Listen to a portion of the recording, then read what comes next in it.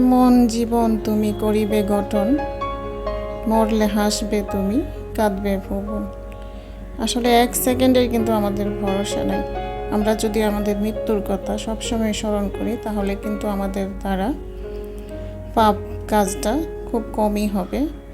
আর আমার আপনার সবার ক্ষেত্রেই এই পৃথিবীতে সম্পদ বলতে কি থাকে জানেন? সুন্দর আচরণ, ব্যবহার, এতটুকুই থাকে। মারা যাওয়ার পর মানুষ এতটুকুই প্রশংসা করে যে মানুষটা ভালো ছিল, মানুষের আচরণ ভালো ছিল। আসসালামু আলাইকুম। বাংলাদেশি ব্লগার কামরুন নাহার ইউটিউব চ্যানেলে আপনাদের সবাইকে স্বাগতম। ছোটদেরকে স্নেহ, বড়দেরকে শ্রদ্ধা সম্মান জানিয়ে আমি আমার আজকের ব্লগটি শুরু করছি। আসলে খুবই মর্মাহত, মানসিকভাবে খুবই আহত, বলার ভাষা নাই। আপনারা তো সবাই জানেন যে কী হয়েছে।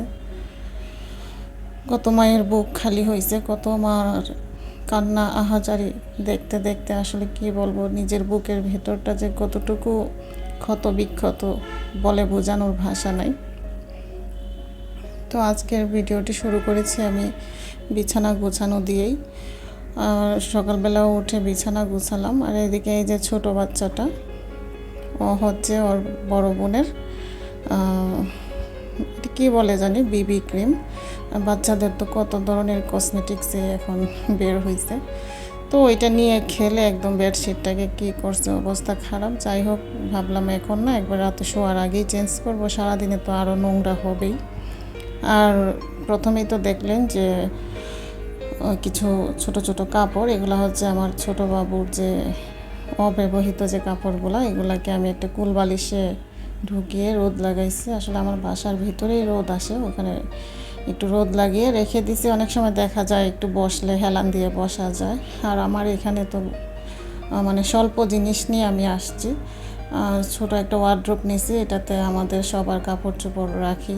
আর যেগুলো অব্যবহৃত এগুলা কাউকে দেওয়ার মতো তেমন পাচ্ছি না, আর ফেলে দিতেও মায়া লাগছে, ছোট বাচ্চাটার স্মৃতি হিসেবে থাকবে। তো যাই হোক, ভিডিওর এই পর্যায়ে আপনারা যারা আমার ভিডিওটি দেখছেন, প্লিজ একটি লাইক দিয়ে সম্পূর্ণ ভিডিওটি কন্টিনিউ করবেন। আপনাদের কাছে এতটুকুই আবদার।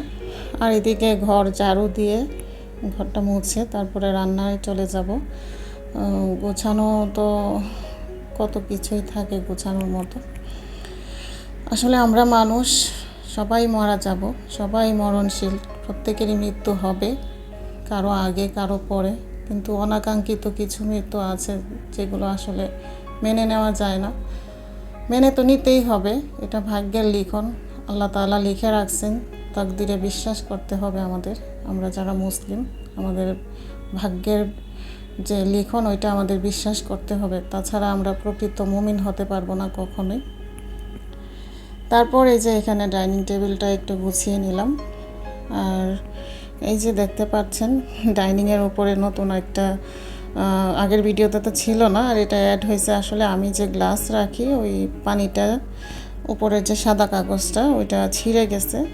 তো দেখা যায় অনেক সময় বাচ্চারা পানি খাওয়ার পর গ্লাসটা রেখে দেয়, আর পানি ওইখানে পড়ে ভিতরে ঢুকে সবসময় যে ক্লথের নিচে পানি জমে থাকে। এই জন্য বাবুর এখন তো আর লাগে না, ও বিছানায় এখন আর প্রস্রাব করে না, তো ওইটাকে কেটে উপরে দিয়ে তারপরে গ্লাস এরিয়াটা রাখছি যাতে পানি পড়লেও ভিতরে না যায়, এই আর কি।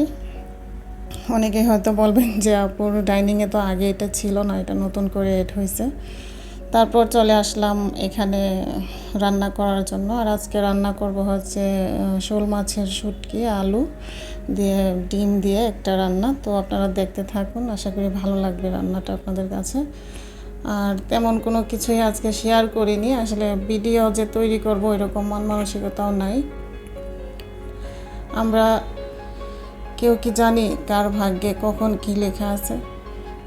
যে বাচ্চাগুলো মারা গেছে ওদের মা কি জানতো যে বাচ্চাটা আজকে স্কুলে যাচ্ছে আর আসবে না ফিরে? এটা তো কেউই জানতো না। আসলে ভাগ্যের উপর কারো হাত নাই, আমাদের সবার বিশ্বাস রাখতে হবে, তাকদিরে বিশ্বাস করতে হবে আমরা যারা মুসলিম। আমি শুধু এতটুকুই বলবো। আর কষ্টটা তো আমরা মা অনুভব করতে পারছি, আর এটা ভোলার মতো না। যতদিন হয়তো এই পৃথিবীতে বেঁচে থাকবো, এই স্মৃতিটা আমাদের মাথায় সবসময় থাকবে, এটা হয়তো বা ভুলতে পারবো না।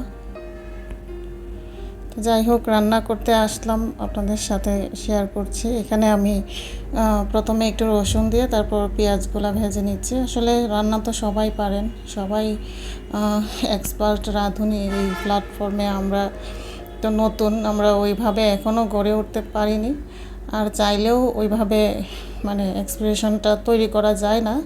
ওইটা করতে গেলে অনেক কিছুই লাগে। তাও যতটুকু নিজের আছে ততটুকু নিয়েই দাঁড়ালাম, দেখি আল্লাহ কী রাখছেন ভাগ্যে। তো এখানে আমি শুটকিটা রান্না করব। শুটকিটা আসলে এখানে আমি শুধু হলুদ মরিচ দিছি, আপনারা কে কীভাবে রান্না করেন তা তো জানি না। তো এটা আমার বাচ্চারা অনেক পছন্দ করে, আমি নিজেও এভাবে প্রায় সময় এভাবে রান্না করি। সব সময় তো আর একঘেয়েমি খাবার ভালোও লাগে না, মাংস মাছ শাকসবজি তো এগুলো তো খাই। তারপরেও আমার বাসায় দেখা যায় যে শুটকিটা একটু বেশি আমি খাই, কারণ আম্মা বাড়ি থেকে সব সময় এই যে শোল মাছের শুটকি, ছোটো মাছের শুটকি, বিভিন্ন ধরনের শুটকি আম্মা আমার জন্য সব সময় বাড়ির থেকে যেগুলো দেয় ইচ্ছে মতো আমি 1 বছর ফ্রিজে রেখে খেতে পারি। তো যাই হোক, আপনাদের সবার কাছে আকুল আবেদন, সবাই দোয়া করবেন, সবাই সবার বাচ্চাদের প্রতি খেয়াল রাখবেন। যারা মারা গেছে তাদের মা বাবারাও তো ওই স্কুলে যে বাচ্চাদেরকে দিচ্ছে, তারা কি জানতো যে স্কুলে এত বড় একটা দুর্ঘটনা হবে? আমরা অনেক সময় দেখা যায়, আমরা যারা মা বাচ্চাদেরকে ঘুম থেকে উঠে, মানে আমার ছেলে তো ক্লাস 7-এ পড়ে, 8-এ পড়ে সরি। তো ওর দেখা যায় আমি না উঠলেও হয়, রাত্রেবেলা যদি রুটি বানিয়ে রাখি, অনেক সময় বলবে যে আম্মু আমি পারবো, তোমার ওঠা লাগবে না, তুমি ঘুমাও। তারপরেও তো আমি দেই না করতে। তো মাঝে মধ্যে যদি না খেতে চাই, দেখা যায় বলবে যে আম্মু আমি নিজে নিজে চা করে খাবো, তোমার করতে হবে না।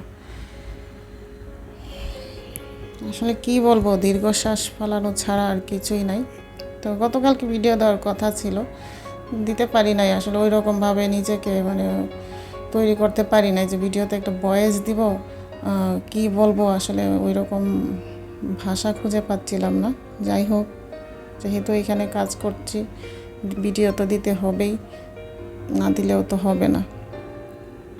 আপনারা যারা যারা এই পর্যন্ত আমার ভিডিওটি দেখেছেন, আমার যারা সাবস্ক্রাইবার আপু ভাইয়ারা আছেন, তাদেরকে জানাই অনেক অনেক ধন্যবাদ। আপনারা অনেক সুন্দর সুন্দর কমেন্টস করে আমাকে মোটিভেট করার জন্য। আর এই মুহূর্তে যে বা যারা নতুন দেখছেন আমার ভিডিওটি, যদি ভালো লাগে আমার ভিডিওর কোনো অংশ, অবশ্যই আমার চ্যানেলটি সাবস্ক্রাইব করে আমার চ্যানেলের পাশে থেকে যাবেন। আর পাশে থাকা বেল আইকনটি অবশ্যই প্রেস করে দিবেন, যাতে আমার নতুন ভিডিও দেওয়ার পর আপনাদের কাছে পৌঁছে যায় নোটিফিকেশন। তো শুটকিটা কিন্তু মোটামুটি আমার হয়ে গেছে, আর আমি কীভাবে রান্না করছি তো আপনারা দেখছেন, প্রসেসিংটা তো সম্পূর্ণ দেখতেছেন। এইভাবে বলার কিছুই নাই। এভাবে আমি এখানে শোল মাছের যে শুটকিটা ওইটা দিছি। আপনারা এখানে ইচ্ছে করলে ছুরি শুটকি, লইটা শুটকি, যে কোনো শুটকি দিয়ে কিন্তু এটা রান্না করা যায়, চাপা শুটকি দিয়েও রান্না করা যাবে। আর এক একজনের রান্নার ডিজাইন বলেন, ধরন বলেন অন্যরকম। আমি আমার এইভাবেই মাঝে মধ্যে রান্না করি, যেভাবে যখন মন চায় রান্না করে ফেলি একটা, খেতে কিন্তু ওই রকম একবারে খারাপ লাগে না। তো এই পর্যায়ে আমি এখানে ডিম 2টা দিয়ে দিচ্ছি। 2টা দিলাম এই জন্য যে আমার ছেলে আবার ডিমটা খাবে না, আমি আমার বড় মেয়ে আমরা 2জন খাবো। আর ওনারা যে ছোট আর বড়, ওনাদের জন্য মুরগির মাংস বরাদ্দ আছে, ওই ভাইরাল রেসিপি আর আমি এখানে শেয়ার করলাম না, আজকে এতটুকুই শেয়ার করলাম।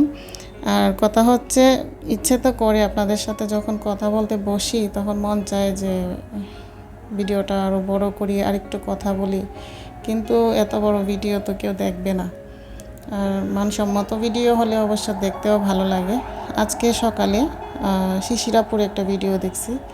আসলে আমার ওনার ভিডিও যত বড়ই হোক আমার দেখতে কিন্তু ভালোই লাগে। মানুষের কথা, আচার, ব্যবহার সব কিছুই হচ্ছে একটা মানুষের যে পরিচয়। আসলে শিশিরাপুর ভিডিও যখন দেখি, ওনার কথাবার্তাগুলো শুনতে আমার কাছে ভালো লাগে। সবার কথাই ভালো লাগে, কিন্তু এই যে নম্র ভদ্রভাবে কাউকে উনি আজকের ভিডিওটা আমি দেখছি উনি কিন্তু কাউকে ইন্ডিকেট করে কোনো কথা বলেন নাই, উনি শুধু বুঝাইছেন।